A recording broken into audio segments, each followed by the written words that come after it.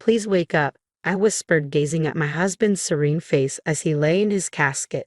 His peaceful expression almost fooled me to thinking he was merely asleep, ready to stir at any moment. Well, off I go, his cheerful voice echoed in my mind, bidding farewell to me and our daughter before embarking on his business trip just 2 days prior. Little did I know it would be the last time I hear his voice. His sudden departure from this world by his own hand left me in disbelief. No matter how desperately I called out to him, he remained silent, his once warm presence now as cold as ice. As I struggled to come to terms with the grim reality, something caught my eye. A solitary photograph resting on his chest. It was a family picture, but one I didn't recall placing there. Who could have placed it, and why? Intrigued and unnerved, I picked up the photo, turning it over to find a chilling message scrawled on the back. "Run away now." A shiver ran down my spine as I turned to find my mother-in-law's cold gaze fixed upon me. In that moment, I realized I had unwittingly stumbled into a nightmare from which there was no easy escape. I'm Bella, 32 years old, and my journey through life has been marked by both tragedy and love. Losing both my parents in a car accident while I was still in college left me feeling utterly alone in the world. The weight of grief seemed insurmountable. Fortunately, John, my boyfriend at the time, became my pillar of support. After graduating, we tied the knot, finding solace and happiness in each other's company. Our little family expanded with the arrival of our daughter, Hannah, who brought immeasurable joy into our lives. Our family circle extended to include my mother-in-law and brother-in-law, forming a tight-knit support system. Sadly, the passing of my father-in-law a year ago left a void in our hearts. His sudden demise, attributed to what was initially termed an illness but revealed to be a fatal heart attack, shook us all profoundly. Despite the loss, financial worries never haunted us, thanks to the prosperous business my in-laws managed. Originally, my father-in-law had envisioned his capable and compassionate younger brother taking the reins as CEO. However, fate intervened, claiming him before his plans could materialize. Consequently, the responsibility fell upon my brother-in-law, the eldest son, to lead the family's business legacy forward. Dad wanted me to take over, but I couldn't possibly do that over my older brother. I'll support him. My husband's reverence for his brother ran deep, leading him to gracefully step aside from the CEO position. His respect for family hierarchy was unwavering. My brother-in-law, in turn, displayed a genuine kindness towards me, often engaging in friendly conversations. While our bond blossomed, my interactions with my mother-in-law were marked by a noticeable strain. Initially, my mother-in-law extended warmth towards me, even bonding over cooking sessions, expressing how much she cherished our time together. Her affectionate gestures painted a picture of familial harmony. However, with my father-in-law's passing, a frosty silence enveloped her demeanor. Both my husband and I felt the chill of her withdrawal, her once warm gaze now evading ours. Even our daughter, Hannah, accustomed to adoration as the first grandchild, faced her grandmother's icy reception, met with disapproving glances and curt responses. "She used to be such a sweet person before," my husband lamented, his disappointment palpable. Witnessing his distress, my heart ached with sympathy. "Something seems off about Mom," my husband voiced his concerns, furrowing his brows in deep contemplation. "She's glaring at me as if I'm her enemy. Could she think we're after her assets? Or maybe she's unwell?" Despite his introspection, he couldn't pinpoint a plausible explanation for her sudden change in demeanor. The shift first became apparent during my father-in-law's one-week memorial service. Exhausted from the solemn proceedings, we sought respite at her home. However, our tranquility was shattered when we awoke to find our bag of clothes missing from the room. Could it be a burglary? I pondered aloud, but the selective disappearance of our belongings cast doubt on that theory.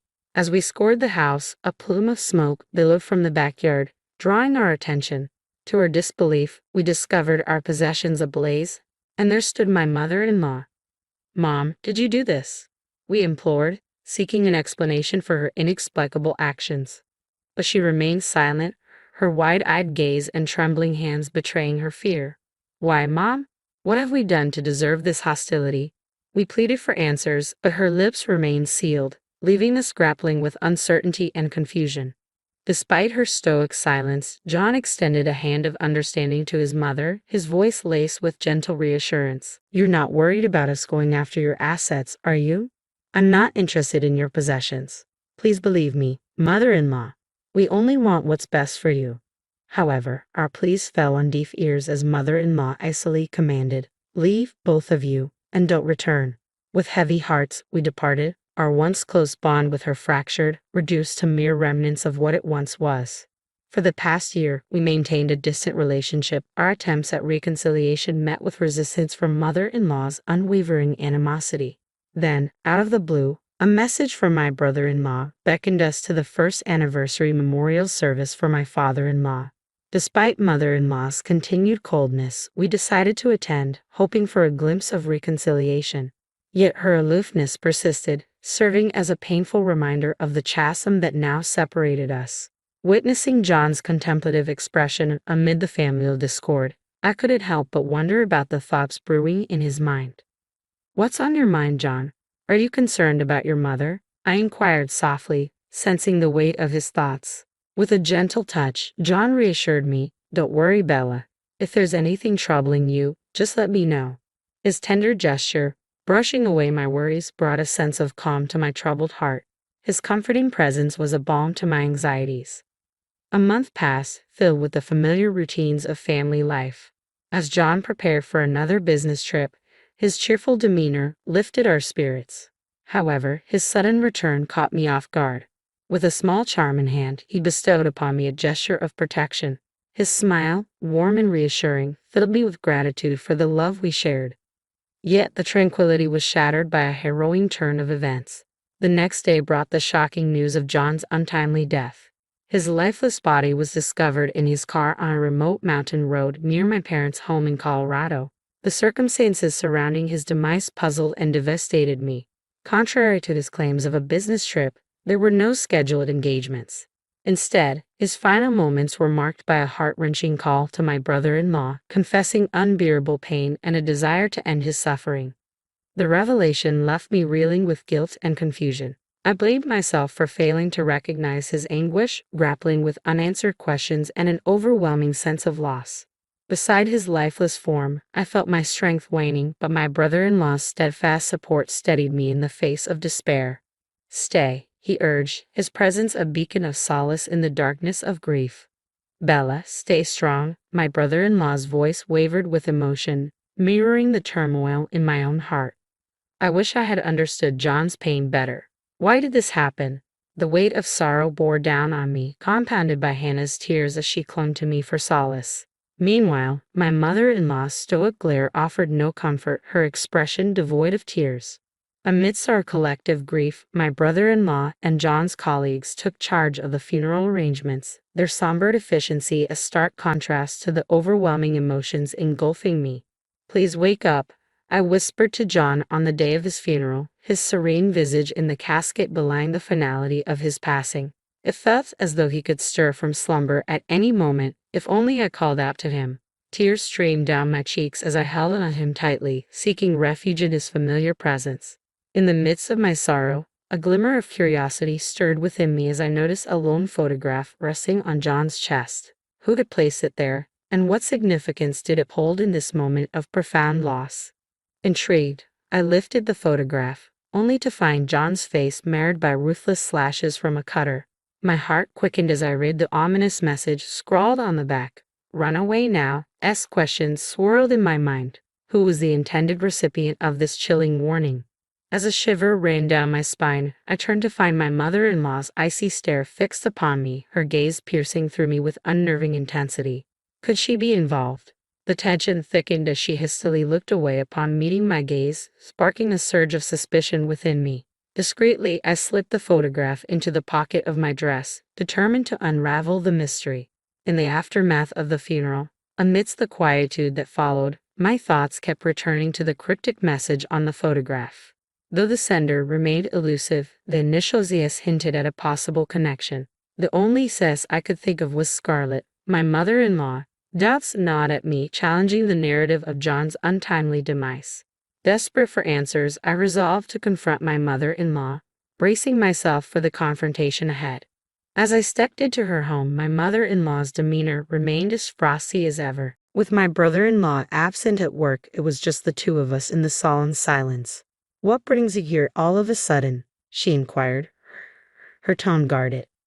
I was hoping to uncover some insights into John's passing. "Perhaps there's a clue here in his childhood home," I replied, my words tinged with uncertainty.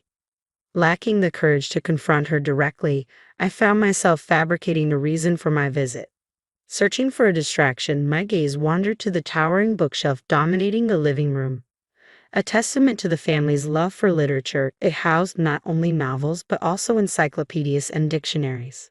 Among them, I spotted a few volumes from John's student days, evoking a wave of nostalgia. Curiosity getting the better of me, I reached for a couple of books, each adorned with a stamped initial indicating ownership. Beside John's J was a small, endearing image of a cuddling cat. The sight warmed my heart, a reminder of his gentle nature that always brought a smile to my face. As I perused the books, I couldn't shake off the palpable weight of my mother-in-law's gaze boring into my back. Amidst the sea of familiar titles, one book stood out, still clad in its cover.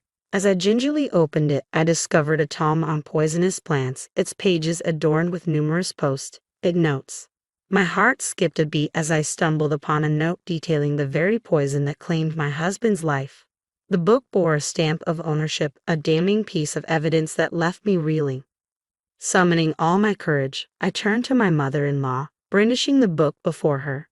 Her stoic facade crumbled as tears streamed down her face. "I'm the one responsible. Please forgive me," she choked out amidst sobs. The revelation sent shockwaves through me, but there was no time for hesitation. "We need to inform the authorities," I insisted, my voice trembling with urgency. With a heavy heart, I relayed the truth to the police. As I grappled with the gravity of the situation, my brother-in-law arrived home, oblivious to the turmoil that had unfolded. Concern etched upon his features, he questioned the somber atmosphere, his eyes darting between me and my tearful mother-in-law. "What's happened? Why is Bella here? Please tell me," he implored, his voice laced with apprehension. I wanted to talk to my mother-in-law about my husband," I stammered, my words faltering as I struggled to find the right way to broach the subject. Understanding washed over my brother-in-law's face as he listened. "Losing him must have been incredibly difficult for you. Are you feeling any better now, Bella?" he inquired gently, his concern palpable. Unable to meet his gaze, I hesitated, grappling with the weight of unspoken truths. Before I could utter a word, my brother-in-law's unexpected confession caught me off guard. "I know this isn't the time, but I've always harbored feelings for you, Bella. And Hannah, she's just so precious to me. Would you ever consider giving us a chance, starting anew?" His words hung in the air, surprising me with their sincerity. I never imagined my brother-in-law harboring such feelings. "Thank you, but I can't even fathom such thoughts right now," I replied, my voice tinged with gratitude and regret. Understanding flickered in his eyes as he accepted my response. Awkwardly scratching his head, he took the photograph from my outstretched hand. "I'm sorry," he murmured, his gaze falling upon the image of my husband's battered face and the ominous message scrawled on its reverse. As the reality of the photograph's contents sank in, my brother-in-law's complexion paled, a gasp escaping his lips. This was inside John's coffin. Who could have done such a thing? His shock mirrored my own as we grappled with the sinister implications of the discovery. "It's possible that someone at the funeral knows what happened to John," I mused aloud, the pieces of the puzzle slowly coming together in my mind. "Wait a moment.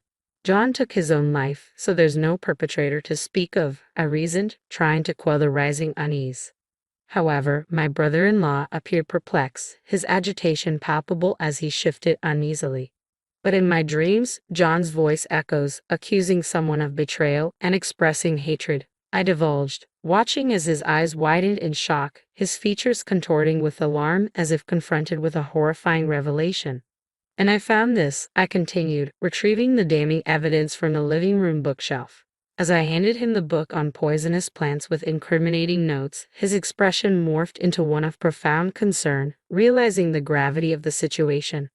I presented the book on poisonous plants that I had discovered earlier, pointing out the bookplate bearing my brother-in-law's name, indicated by the stamped letter K. What are you insinuating? Are you suggesting that I murdered my own brother? My brother-in-law demanded, his voice tinged with disbelief. Instead of answering, I pressed on with my revelation. Beside me, my mother-in-law remained silent, her gaze fixed on the unfolding drama. And there's more, I declared, retrieving the charm my husband had given me. Carefully, I extracted a letter concealed within. Its contents sent shockwaves through the room. My brother killed our father with a poisonous plant. Amidst the somber atmosphere of my husband's funeral, I clung to the charm he had gifted me, finding solace in its tangible reminder of his love. Yes, I held it. A faint suspicion nudged at my consciousness. Could there be something hidden within? From the outer covering. That's hardly substantial evidence, my brother-in-law scoffed dismissively as I retrieved a small object concealed within the charm. Undeterred, I produced my phone and played a video that revealed a damning conversation between my husband and my brother-in-law. In the footage, my brother-in-law confessed to intentionally ending his father's life. He assured my husband that he harbored no ill intent toward our family and vowed to turn himself in to the authorities.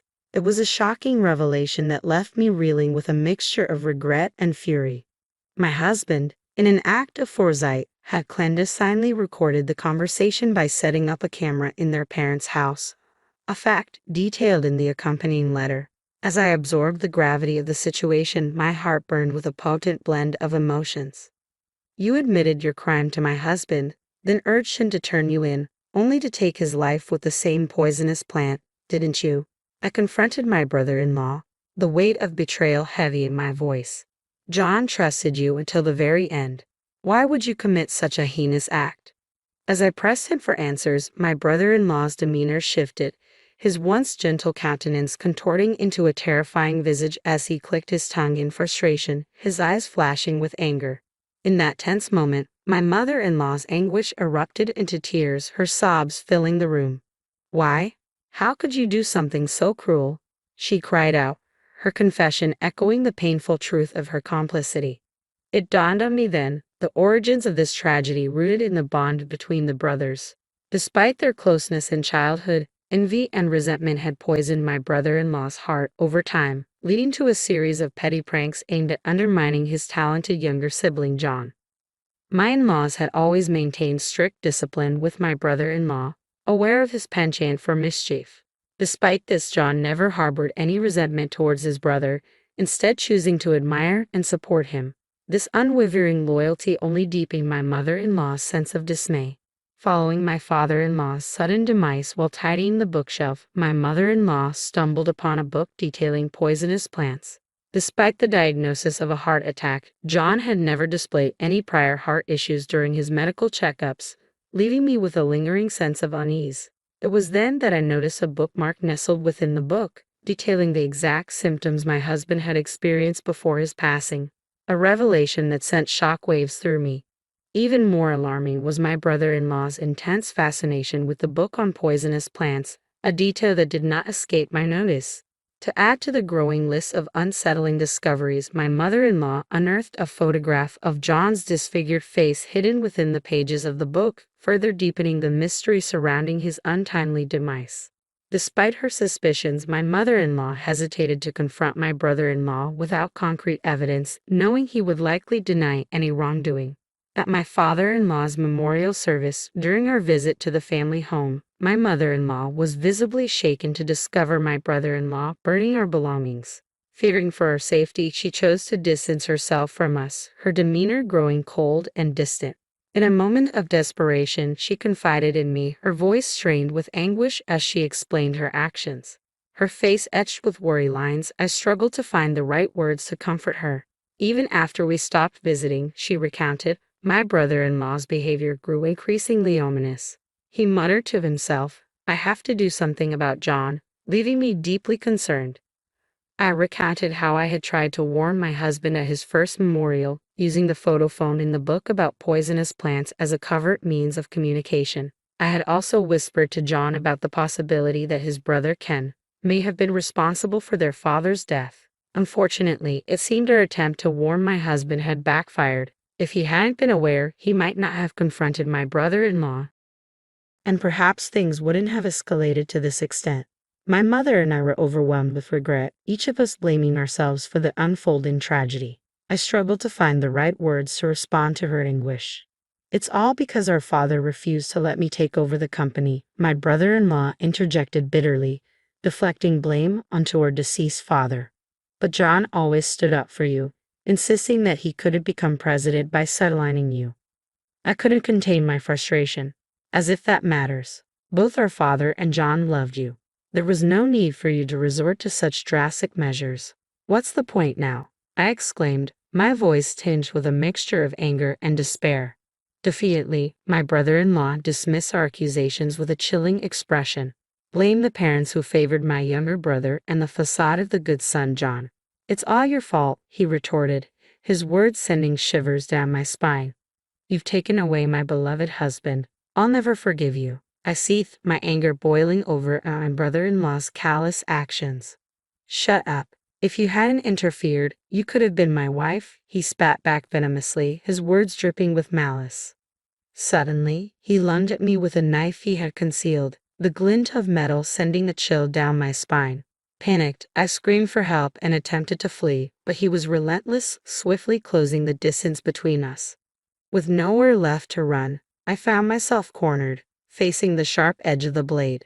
Instinctively, I shut my eyes, racing for the worst. Then, a resounding thud echoed through the room as someone intervened to shield me from harm. To my astonishment, it was my mother-in-law. Mother-in-law, are you hurt? I gasped, seeing her grimace as blood trickled from her injured arm. Ken, please stop this madness.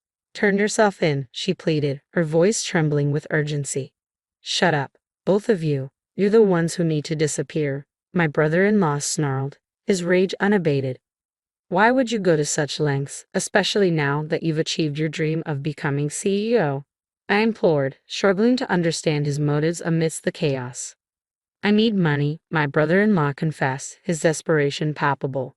Despite assuming control of the company, he lacked the business acumen to manage it, burdening himself with mounting debts within a year.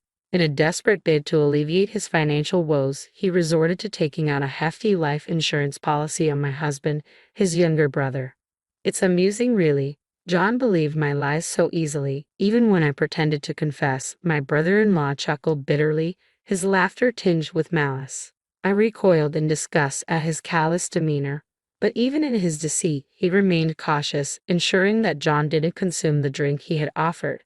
A toast to our farewell, he sneered, his suspicions of poisonous herbs evident.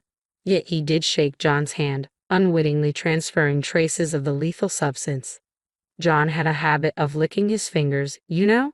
So it's no surprise the poison began to take effect during the car ride home, my brother-in-law boasted, his voice filled with a twisted sense of triumph as he brandished a knife before us.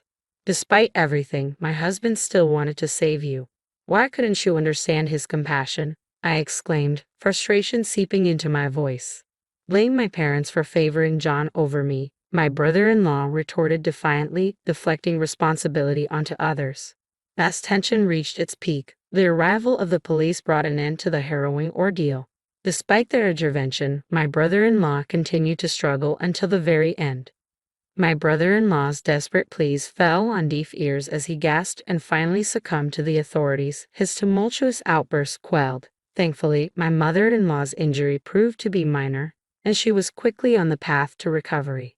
As my brother-in-law was escorted away by the police, it became clear that he harbored no remorse for his actions, leaving little doubt that he would face a lengthy sentence behind bars. With him out of our lives, I found solace in the comfort of my mother-in-law's embrace. Returning to her former self, my mother-in-law showered affection upon my daughter Hannah and me. Together, we forged a sense of familial harmony, finding happiness in each other's company. And as I revisited the letter concealed within the charm my husband had given me, its heartfelt message served as a poignant reminder of his enduring love. Bella, you are my treasure. I love you always. Embracing my husband's enduring affection, I resolved to carry on, finding strength in his unwavering love and the bond shared between us.